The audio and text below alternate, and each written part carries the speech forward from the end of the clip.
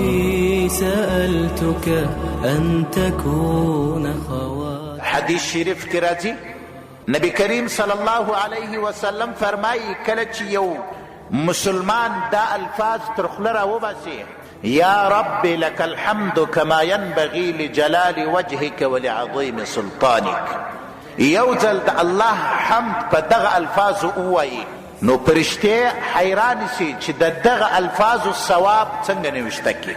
نو بیا به الله رب العزت ته درخواست وکړي چې یا الله ستا یو مؤمن بنده داسې کلمات تر خوله راوایستلې، اوس موږ حیران د دې ثواب څنګه نوشته کو. نو الله ورته وایي زما مؤمن بنده چې څنګه د الفاظ ویلي دي هم دغه الفاظ نوشته کوي. په ورځ د آخرت چې زما سره مخامخ سو د دې بدله بیا ما سوا بل څوک نسي ورکولی. اسانه الفاظ یا رب لك الحمد كما ينبغي لجلال وجهك ولعظيم سلطانك. قصر الخير